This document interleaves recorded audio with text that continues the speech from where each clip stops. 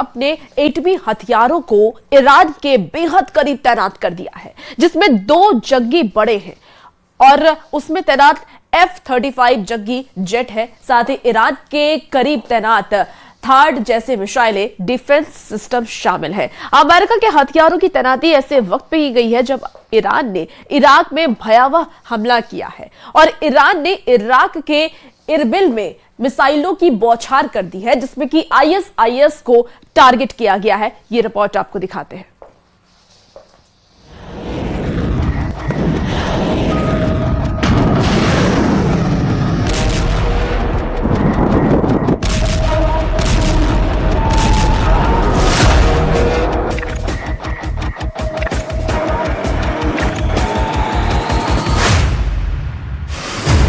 Iran का तहलका, operation Erbil.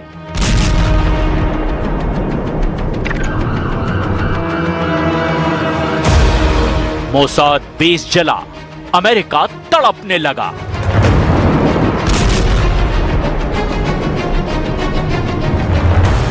Trump के पार्टनर को फोड़ने लगे जनरल शेखरजी।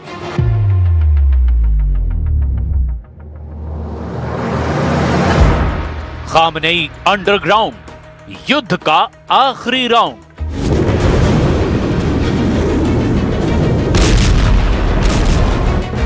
ताबड़तोड़ बम धमाका, आसमान तक आग, काला खौफनाक धुआं। धमाके के बाद सिर्फ और सिर्फ तबाही। यह है इजराइल का लेटेस्ट हमला।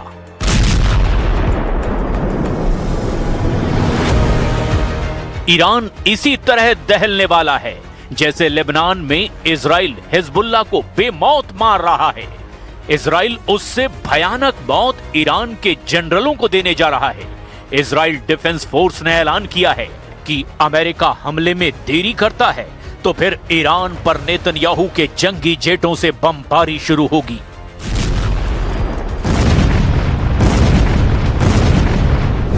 Israel defence force chief general Eyal Zamir war front का लगातार दौरा कर रहे हैं। दक्षिणी इजराइल में नेवातीम एयरबेस से उन्होंने खामनेई को ललकारा है। इजराइल के फाइटर पायलट से जनरल जमीर ने 12 दिन के युद्ध के अनुभव जाने हैं। जनरल जमीर ने जिस बेस का दौरा किया वो जिन जंगी लड़ाकों के लिए कुख्यात है, उन्हें भी जरा जान लीजिए। इजराइल का Nevatim airbase F-35 stealth fighter jet का सेल्फ हाउस कहा जाता है। इजराइल ने इस बेस पर कुल 48 जंगी जेट तैनात कर रखे हैं, जिनमें 3 सबसे नए लड़ाकू जेट हैं। इजराइल वॉर मोड में हमेशा रहता है, इसीलिए नेतन्याहू का पूरा फोकस ईरान पर शिफ्ट हो चुका है, क्योंकि इजराइल को डर है कि ईरान बहुत भयानक युद्ध का प्लॉट बना चुका है। ईरान का सुपर सीक्रेट ऑपरेशन ऐसा है जिससे इजराइल के मोसाद एजेंट का टोटल सफाया हो सकता है।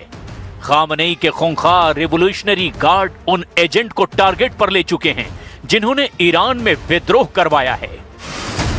ईरान ने खाड़ी देशों में मोसाद और CIA एजेंट के सफाये का मिशन ऑन कर दिया है। ईरान अपने दुश्मनों को हर दिन नई टेंशन दे रहा है और ये वीडियो रिलीज करके अब खामनेई के जनरलों ने ट्रंप का माथा खराब कर दिया है। ट्रंप वीडियो में दिख रही लाशें गिन रहे हैं। ट्रंप मौत का हिसाब लगा रहे हैं। इस वीडियो ने नेतन्याहू का भी कलेजा कंपा दिया है, क्योंकि ये लाशें ईरान में हुए हिंसक प्रदर्शन में मारे गए लोगों की है। ईरान की सरकारी चैनल ने बताया कि 28 दिसंबर को भड़के देशव्यापी प्रदर्शन में मौत का आंकड़ा 3000 के करीब पहुंच गया है।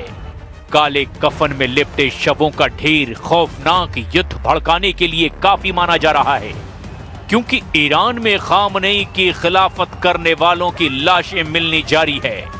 वहीं ट्रंप अब भी दावा ठोक रहे हैं कि उन्होंने सैकड़ों प्रदर्शनकारियों को फांसी पर टांगने से बचा दिया।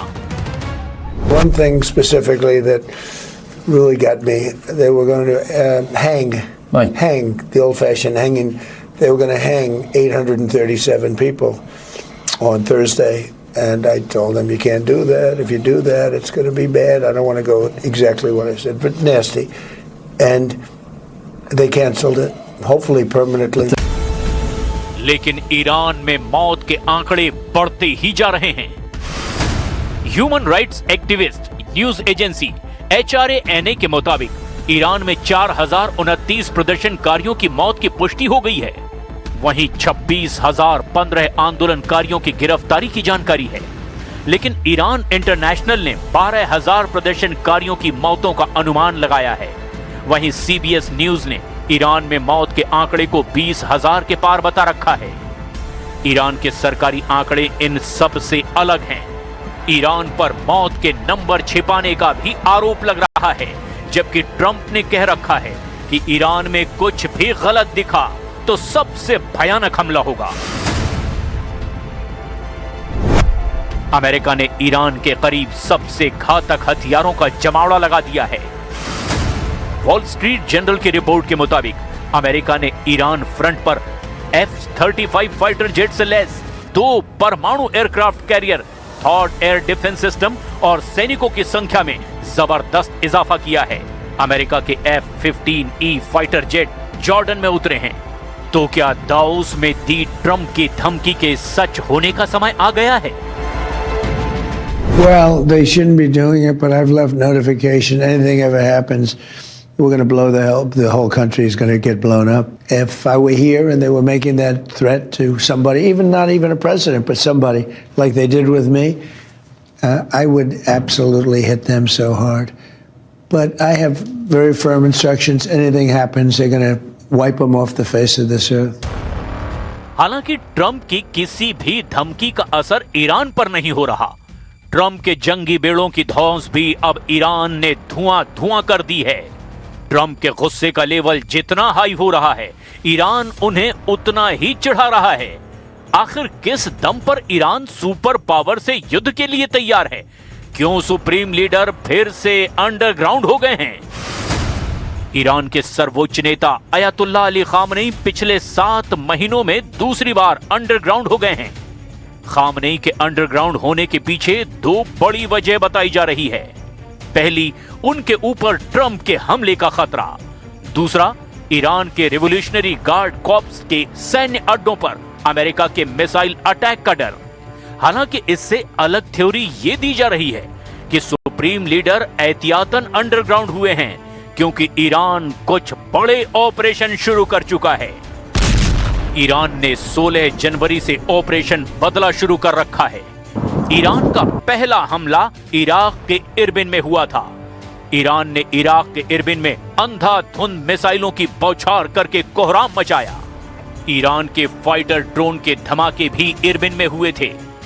हैरानी की बात यह थी कि ईरान का हमला जिस इलाके में हुआ वहां अमेरिका और इजराइल दोनों की मौजूदगी है, लेकिन ईरान ने दावा किया कि उसके हमले के निशाने पर ISIS के सैन्य अड्डे थे। ईरान ने हवाई हमले को ISIS के आत्मघाती हमले का जवाब कहा। इस्लामिक स्टेट ने जनरल कासिम सुलेमानी की बरसी पर ईरान के केरमान में भयानक आत्मघाती हमले की जिम्मेदारी ली थी। ISIS के फिदाइन हमले में 84 लोगों की मौत हुई थी और 284 लोग गंभीर रूप से जख्मी हुए थे। ईरान ने इसी हमले का बदला लेने का दावा किया है, लेकिन इराक में बगदादी ब्रिगेड के बढ़ते आतंक को देखते हुए ही अब अमेरिका ने 2026 में 101वीं एयरबोर्न की तैनाती की।